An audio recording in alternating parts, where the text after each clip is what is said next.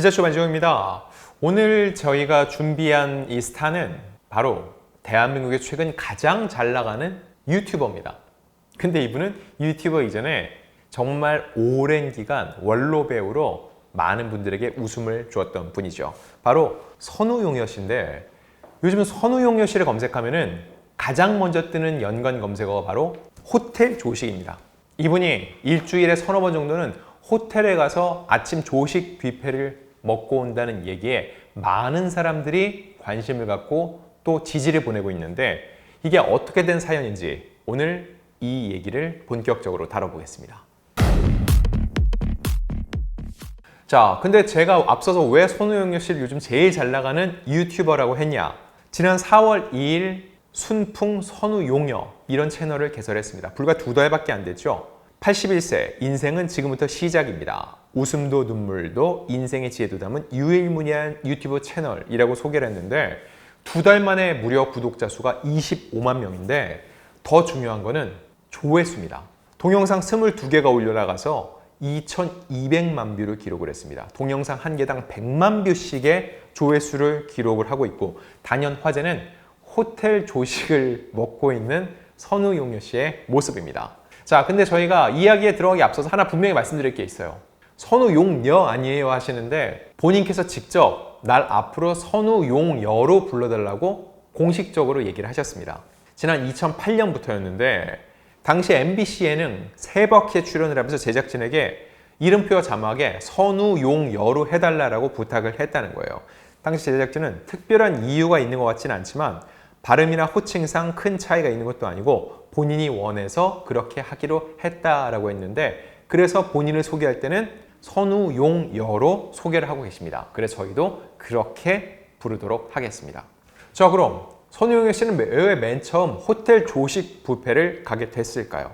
일단 선우용여 씨가 본인의 아침 루틴을 공개했는데 일어나자마자 좋아하는 노래를 틀면서 스킨케어 5단계를 거친 후 홈 스트레칭을 하고 그 다음 집을 나섭니다. 그러면서 선우용여 씨는 얘기를 해요. 이왕이면 여러분 좋은 거 먹으세요. 입에 들어가는 건 아끼지 마세요. 절대. 젊어서부터 자꾸 관리하면 나이 들어서도 건강합니다. 라고 본인의 생각을 전했습니다.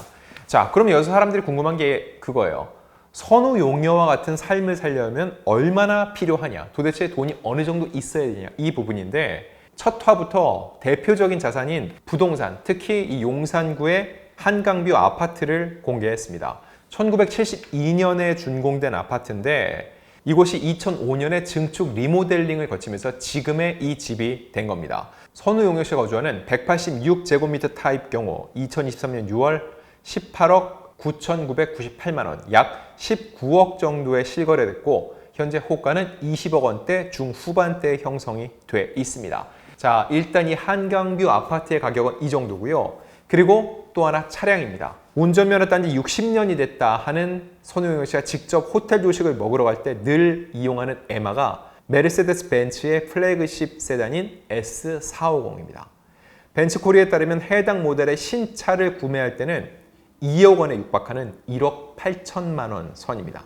그리고 착용하는 귀걸이는 프랑스 명품 주얼리 반클레프 아펠의 아람브라 컬렉션으로 이 원석 종류에 따라서 가격이 조금 다르지만 현재 기본 가격은 1,000만 원이 넘는 것으로 전해졌습니다. 자, 그리고 이렇게 차려입고 운전해서 가는 그 호텔 조식. 이 호텔은 장충동 소재 5성급 호텔인 엠베서더 서울 풀만입니다. 조식 가격은 64,000원. 회원가를 적용받아 할인되면 15%가 할인이 됩니다.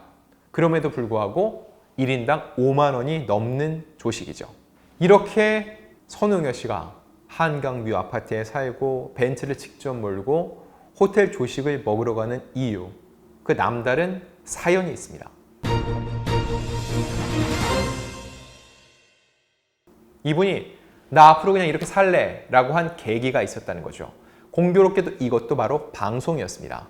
지난 2016년, 벌써 9년 전이죠. 당시 TV조선 건강 프로그램 내 몸 사용 설명서에 녹화를 했는데 이때 뇌경색 초기 증상을 녹화 중에 알게 됐다는 거죠. 원래 선우용여 씨 말 진짜 잘하시고 또 말이 빠르잖아요. 근데 그날 유독 말이 어눌했다는 겁니다. 녹화 전부터 두통과 어지러움증이 있었는데 의아하게 생각한 제작진이 녹화를 중간에 끊었습니다. 그리고 근처 응급실로 바로 가게 됐는데 여기에서 뇌경색 초기 진단을 받고 곧바로 입원 전차를 밟았다는 거죠. 그럼 이 뇌경색이 뭐냐? 뇌혈관이 막히면서 주변 뇌 조직이 괴사하는 질환을 얘기합니다. 대표적인 증상이 팔과 다리에 힘이 빠지고 걷지 못하게 되거나 또 물건조차 잡지 못하게 되는 증상을 보입니다. 대화할 때 발음이 어눌해지기도 하죠. 자, 이날 녹화장에 참석한 이런 패널 제작진뿐만 아니라 이를 지켜보고 있던 방청객 역시 무언가 좀 이거 이상하다고 느꼈죠. 그래서 MC인 김경란 씨가 직접 선우용여 씨에게 이건 좀 문제가 있는 것 같으니까 병원에 가보라고 권했고 현장에 있었던 의사들 역시 녹화를 끝까지 하고 가겠다는 선우용여 씨에게 그러면 안 된다. 지금 당장 가라고 얘기를 했다는 겁니다. 자, 그 상황을 선우용여 씨가 직접 얘기를 했습니다. 이렇게 얘기를 합니다. 그때가 8월 달인데 녹화를 가야 되는데 약간 덥더라. 여름이니까 덥다고 생각하고 녹화를 막 하는 도중인데 내가 말이 빠르지 않냐. 근데 말이 잘 안 나오더라. 그때 MC가 김경란이었는데 잠깐 스톱하더라. 이게 다행히 건강 프로그램이어서 현장 의사 선생님들이 오더니 손을 들어보라고 하는데 한쪽이 잘 안 올라가더라. 녹화를 마치고 가려는데 당장 병원에 가야 된다는 의사의 말을 듣고 녹화를 중단하고 대리운전을 해서 병원에 갔다. 방송작가와 함께 갔는데 그 당시 바로 입원을 했고 20일 정도를 입원해서 치료를 받았다는 거죠. 이거랑 호텔 조식이랑 무슨 상관이 있냐 할 수 있는데 물리치료실을 들어가는 순간 정신이 번쩍 들더라고 얘기를 했습니다. 너무 아픈 사람이 많은 거다. 살고 싶다고 하시는데 환자들을 보면서 내가 너무 정신없이 살았구나 싶더라. 그때 정신이 번쩍 났다고 회상을 했습니다. 선우용여 씨는 본인의 삶을 돌아봤습니다. 여태까지 다 힘들다고 생각하지 않았는데 8남매의 맏며느리로서 최선을 다하고 우리 남편 돌아가실 때 난 친구가 없었다. 동창을 만난 적도 없고 방송인들하고만 왔다 갔다 하고 집밖에 몰랐다. 근데 어느 날 정신이 번쩍 들더라. 이렇게 회상을 했습니다. 퇴원하고 나니까 그때부터 나를 위해서 살아야 되는구나. 내 몸이 이렇게 소중한데 내 몸 알기를 헌신짝으로 알았구나 생각하니까 내가 너무 불쌍한 거다. 먹는 것만큼은 이거 안 되겠다 싶어서 진짜 호텔을 다니게 된 거다. 내가 그때부터. 즉 최근 유튜브를 시작하면서 무언가 이슈를 끌기 위해서 그렇게 산 게 아니라 이때 2016년 쓰러지고 치료를 받은 후에 내가 얼마나 소중한지를 깨닫게 되고 그때부터는 호텔 조식 가서 정말 좋은 음식을 먹게 되고 그 분위기를 즐기게 됐다는 겁니다. 자, 근데 이게 지지받는 이유가 뭘까요? 결국 본인이 열심히 살아온 거에 대해서 이제는 보상받는 느낌이라는 거죠. 누군가 볼 때는 부러워하고 시기 질투할 수 있어요. 그야말로 플렉스라는 그 단어에 걸맞는 삶이거든요. 근데 댓글창을 보면은 누가 욕을 하는 게 아니라 동년배부터 젊은 층들끼리 와서 열광을 합니다. 그러면서 나중에 선우용여 같은 할머니가 되고 싶다. 나의 워너비다라는 댓글이 줄을 잇고 있다는 거죠. 자, 최근까지 인기가 있었던 키워드가 뭐죠? 영행 리치.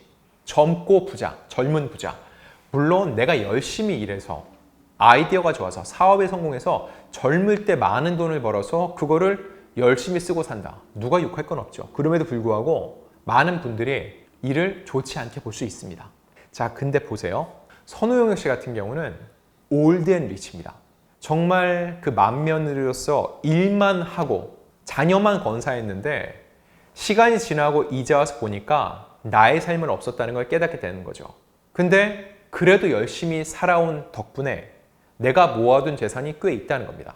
근데 대한민국 부모님들 어떻죠? 이 돈 잘 쥐고 있다가 나 갈 때 자녀들 줘야지. 이 생각을 많이 하는데 이게 아니라는 걸 선우용여 씨는 알게 됐다는 거죠. 그냥 알게 된 건 아니고 뇌경색이라는 이런 엄청난 시련을 겪고 난 후에 내가 얼마나 중요한지 나의 삶을 영유하는 게 정말 필요하다는 걸 깨닫게 됐다는 거죠. 그때부터 한강뷰 보이는 아파트에서 망중환을 즐기고 혹시라도 사고 났을 때 내 몸이 덜 다칠 수 있는 벤츠 좋은 차 타고 그리고 호텔 조식 가서 한 끼니에 5만 원 이상 주지만 그럼에도 불구하고 나의 몸을 위한 좋은 영양분을 섭취하고 이게 필요하다는 것을 이제 설파하고 다니니까 누가 이 삶을 함부로 손가락질할 수 있겠어요.